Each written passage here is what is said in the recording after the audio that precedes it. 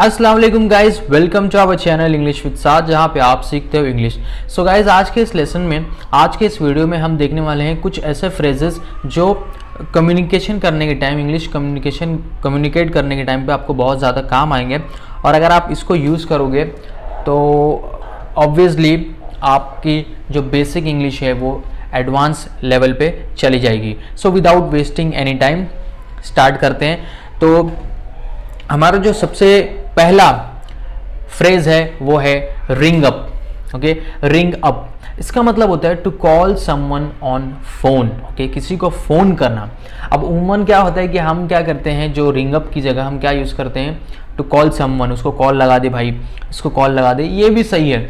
लेकिन जब आप रिंग अप ये फ्रेज का यूज करोगे ना तो ये थोड़ा एडवांस लेवल शो करता है। Okay, to call someone on phone. For example, just ring up me when you reach the railway station. मतलब जब आप रेलवे स्टेशन पे आ जाओ तो मुझे फ़ोन करो। ओके, जब आप रेलवे स्टेशन पे आ जाओ तो मुझे फ़ोन करो। Just ring up me when you reach at the railway station. Okay, तो ये हमारा पहला फ्रेज था, रिंग अप। हमारा सेकेंड फ्रेज है चिप इन। चिप इन इसका मतलब होता है टू इंटरप्ट अ कन्वर्सेशन।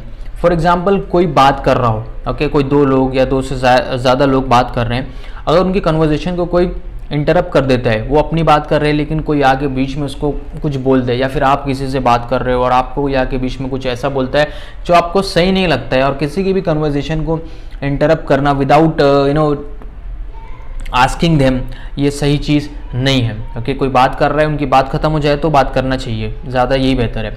तो चिप इन। ओके, तो इसके लिए एग्जाम्पल अगर हम देखें तो इसके लिए एग्जाम्पल है, he chips in whenever we talk. मतलब वो हमारी कन्वर्जेशन को इंटरप्ट करता है जब भी हम बात करते हैं। He chips in whenever we talk.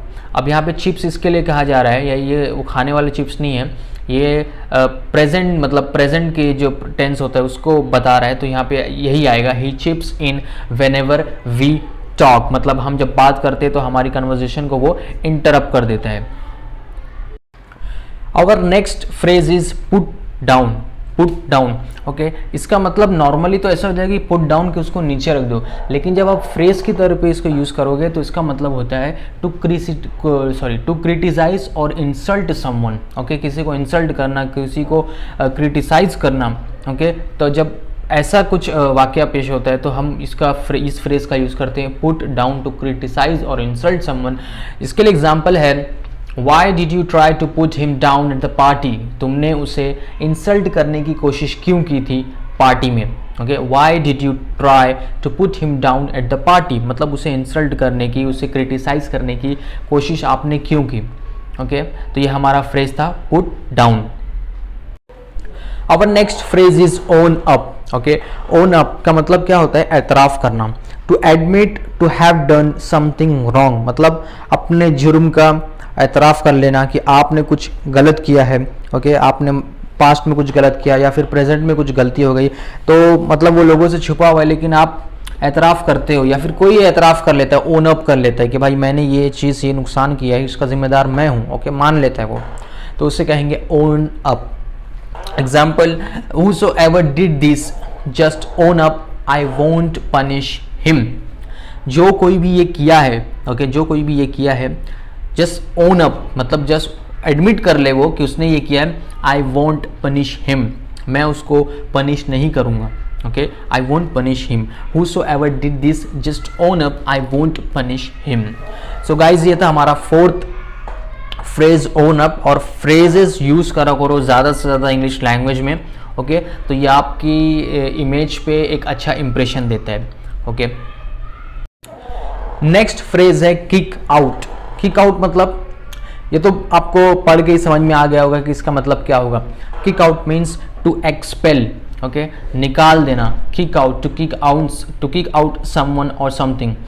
ये बहुत ही इजी फ्रेज है और ये बहुत ज़्यादा यूज़ होता है और मोस्टली लोगों को ये पता होता है। Example, you can't kick me out from the team. तुम मुझे टीम से निकाल नहीं सकते।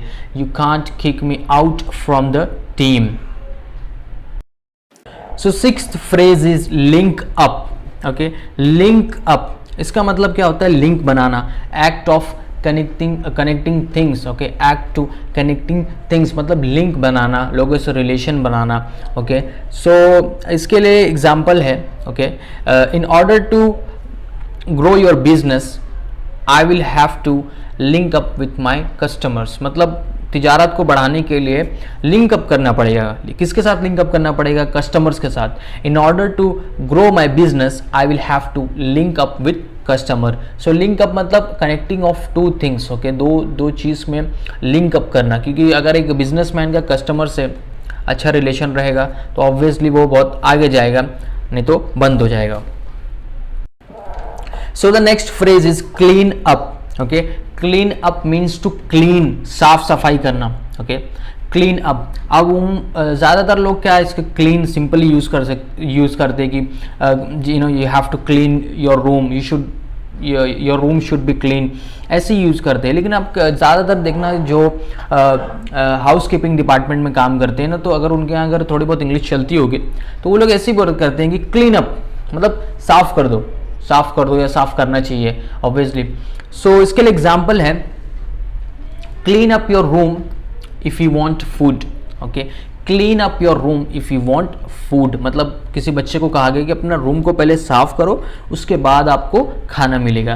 Clean up your room if you want food मतलब clean up means to clean. The 8th phrase is make away with. Okay, make away with मतलब क्या होता है? टू स्टील, कोई चीज़ चोरी करके भाग जाना।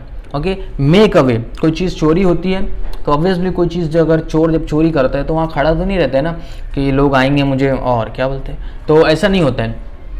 लोग उसको चोरी करते हैं, लोग बोल रहा हूँ, चोर उसको चोरी करता है और चले जाता है। क्यों? क्योंकि उसको पकड़ाने का डर होता है ना, इसके लिए वो चले जाता है। तो make away with means to steel.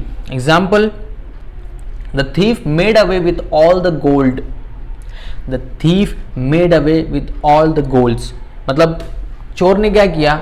सोना चुराया और भाग गया।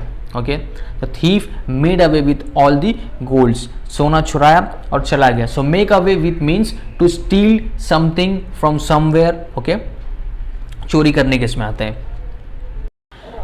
The next phrase is blow up. Okay, blow up. अब ब्लो का मतलब तो अगर आप दूसरे सेंस में लो तो कुछ और ही हो जाता है। Okay, blow up. लेकिन यहाँ पे ब्लो अप का मतलब एक अगर ब्लो अप का मतलब ये भी जाएगा कि कोई पटाखे वटाखे फोड़ते हैं ना तो बोलते हैं ना कि just blown, he has blown himself मतलब फोड़ दिया या कुछ, मतलब समझ रहे हो।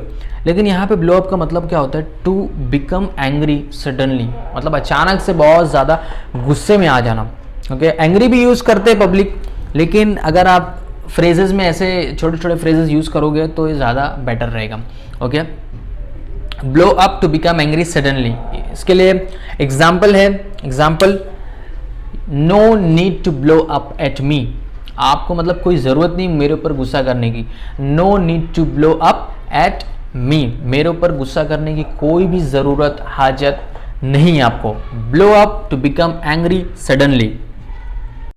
And the last phrase is fill up. Okay, fill up. Fill up means to fill something, खाली जगह को पूर करना, उर्दू मीडियम और इंग्लिश मीडियम। इसके लिए एग्जाम्पल मैं क्या ही दूँ, एक सिंपल सा एग्जाम्पल जो बचपन से सबको पता है, fill in the blanks मतलब खाली जगह को पूर करो, fill in the blanks।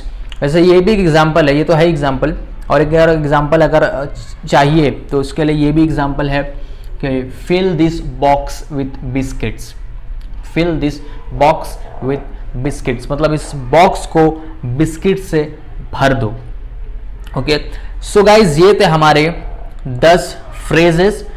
Okay, ये बहुत इजी फ्रेजेस है, बहुत छोटे छोटे मतलब फ्रेज है और इसमें इसको याद भी नहीं करना है। अगर आप इसको समझ जाओगे और आप इसको कम्युनिकेशन में यूज़ करते हो ना तो ये बहुत ज़्यादा मुफीद होगी आपके लिए। सो गाइज आज के लिए इतना ही, मैं आपको मिलता हूँ नेक्स्ट किसी वीडियो में। और अगर मेरी वीडियोस पसंद आए तो गाइज प्लीज़ इसको लाइक शेयर सब्सक्राइब कर दो। एंड अगर कोई किसी टॉपिक पे वीडियो चाहिए तो ज़रूर कमेंट में बताओ, इंशाल्लाह उस पर भी वीडियो बनाऊंगा। ओके, तब तक के लिए अस्सलाम वालेकुम, मिलता हूँ मैं आपको नेक्स्ट वीडियो में।